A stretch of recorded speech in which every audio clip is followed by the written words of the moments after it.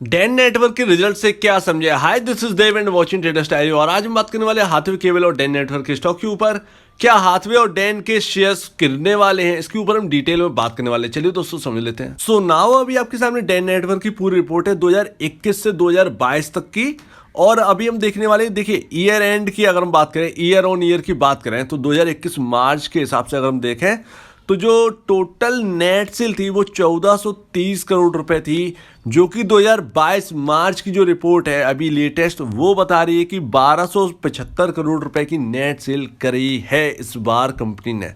तो year on year के हिसाब से नेट सेल के आंकड़े खराब हैं, काफ़ी ज़्यादा खराब है। 1430 करोड़ से घटकर 1275 करोड़ की नेट सेल रह गई है। तो ये थोड़ा सा डाउनसाइड हमको फिर से देखने को मिला है। अब हम क्वार्टर ऑन क्वार्टर अगर देखेंगे तो मार्च 2021 में 348 करोड़ रुपए की नेट सेल थी। मार्च 2021 में 348 करोड़ की नेट सेल थी, जो कि अब घटकर मार्च 2022 में 315 करोड़ की नेट सेल रह गई है। तो ईयरली क्वार्टर ऑन क्वार्टर जो है वो उस हिसाब से भी जो है वो डाउन साइड दिखती है। लेकिन एक अच्छी चीज ये है कि कंपनी ने जो खर्च जो है वो कम कर दिए हैं क्वार्टर ऑन क्वार्टर की। अगर हम बात करें सिर्फ क्वार्टर ऑन क्वार्टर की, तो पिछले जो 2021 मार्च के हिसाब से जो क्वार्टर था उसमें जो आपकी जो टोटल खर्चे थे वो 311 करोड़ रुपए की थे, जो कि घटकर अब रह गए हैं 264 करोड़ रुपए, जिसकी वजह से प्रॉफिटेबिलिटी जो है उसका आंकड़ा यहाँ पर बढ़ते हुए नजर आया। प्रॉफिट बढ़ा है, नेट सेल कम हुई है, प्रॉफिट बढ़ा है। ये मैं ईयर ऑन ईयर क्वार्टर की बात कर रहा हूँ, ईयर ऑन ईयर क्वार्टर की बात कर रहा हूँ।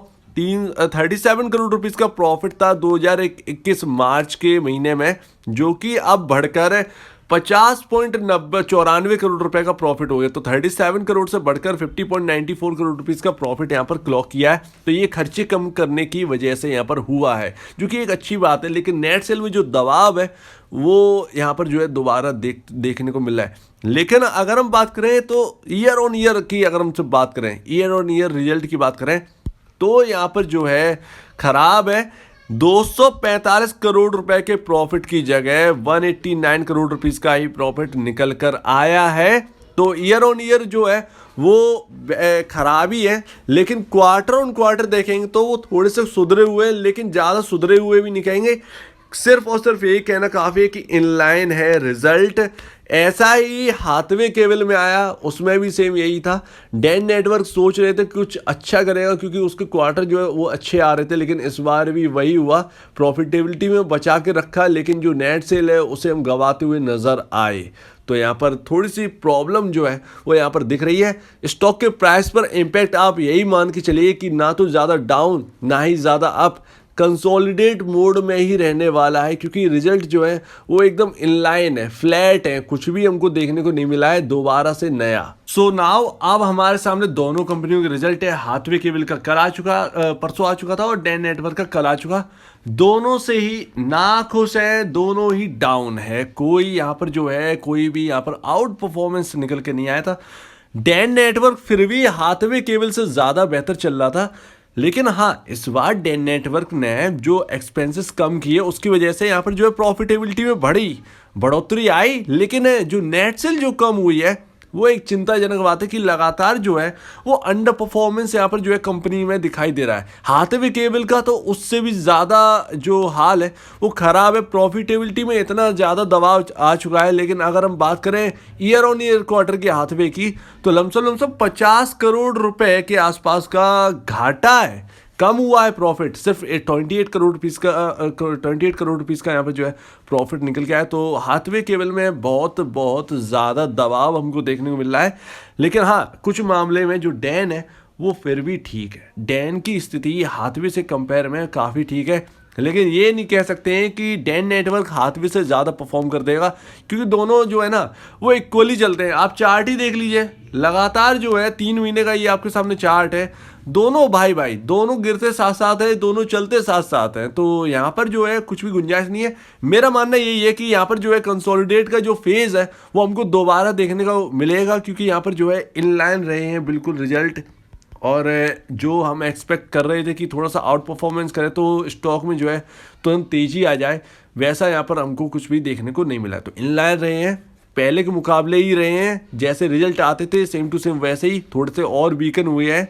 तो यहाँ पर जो है हम कुछ ये नहीं कह सकते कि आउट परफॉर्मेंस करेगा स्टॉक, कर सकते हैं, नो डाउट कर सकते हैं। देखिए करने को कुछ भी कर सकते हैं, स्टॉक्स कोई खबर आ जाए उस पर चल जाए, या शायद लोग यहाँ पर वैल्यू बाइंग करने लगें कि बहुत सस्ते हैं ये शेयर्स, बहुत सस्ते हैं ये शेयर्स, तो इस वजह से यहाँ पर तेजी है। लेकिन फंडामेंटली जो है वो बिल्कुल खत्म, बिल्कुल बेकार सा यहाँ पर जो है फील होता है। सो अभी हम डे नेटवर्क की चार्ट के ऊपर बात करने वाले हैं और हाथवे केबल के ऊपर भी। तो देखिए इस स्टॉक के अंदर चार्ट के हिसाब से जो है वो 36.55 का जो लेवल है वो काफ़ी इंपॉर्टेंट लगता है, और हम 2 बार उससे जो है वो घूम चुके हैं। तो इसकी वजह से यहाँ पर जो है लगता है कि हाँ भैया 36.55 इस स्टॉक के अंदर इंपॉर्टेंट है। हाथवे केबल में 17.25 और वहीं से एक अच्छी खासी रिकवरी हमको देखने को मिली, जो कि चार्ट हमको बताता भी है, क्योंकि एक बार होल्ड किया, 2 बार होल्ड किया। अभी यहाँ पर किसी को स्टॉप लॉस चाहिए, जो कि मैं कहता हूँ कि आपके पास स्टॉप लॉस होना चाहिए, चाहे जैसे आपके रिजल्ट आए हों, लेकिन आपके पास जो है वो एक स्टॉप लॉस होना ही चाहिए। तो वो स्टॉप लॉस आपका 36.55 के नीचे ही होना चाहिए। आपका 36.55 के ऊपर का मत रखिए बिल्कुल भी, क्योंकि 36.55 हम 2 बार घूम चुके हैं। बाई चांस अगर नीचे आता है तो यहाँ से दोबारा घूमने की कोशिश करेगा, और अगर इस बार नहीं घूमेगा देन यहाँ पर गिरावट हुई तो आप अपना कैपिटल जो है वो सेव करने में आसानी रहे। 36.55 के नीचे ज़्यादा सही रहेगा स्टॉप लॉस रखने, क्योंकि कई बार ऑपरेटर जो है वो मेन टारगेट करने के लिए वहां तक आता है, स्टॉप लॉस हिट करता है, देन वापस घूमता है। वही पैटर्न आते हुए केवल में देखिए, और 17.25 जो है वो इस स्टॉक के अंदर बहुत इंपॉर्टेंट लेवल है। Q4 के जो रिजल्ट है वो चाहे जैसे भी आए हो, Q4 के रिजल्ट चाहे जैसे डे नेटवर्क में आए हो, लेकिन स्टॉप लॉस जो है वो दोनों ही स्टॉक्स में होना बहुत ज़रूरी है। तो अगर आपको स्टॉप लॉस रखना है तो 17.25 के नीचे ही आपका स्टॉप लॉस होना चाहिए। जैसा कि डे नेटवर्क में हमने 2 बार घूमते हुए देखा, सेम टू सेम यहाँ पर भी सेम टू सेम वैसा ही हुआ है।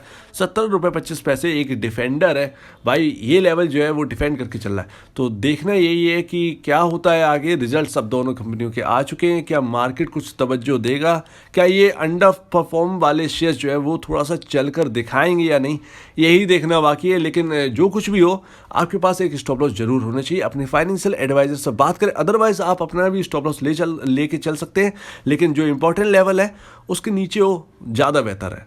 तो अगर आपको इस वीडियो में कोई भी प्रॉब्लम, कुछ पूछना है, कुछ बताना है, कुछ कहना है, तो प्लीज़ कमेंट सेक्शन में कहिएगा। और अब दीजिए मुझे इजाजत। वीडियो देखने के लिए बहुत बहुत धन्यवाद दोस्तों।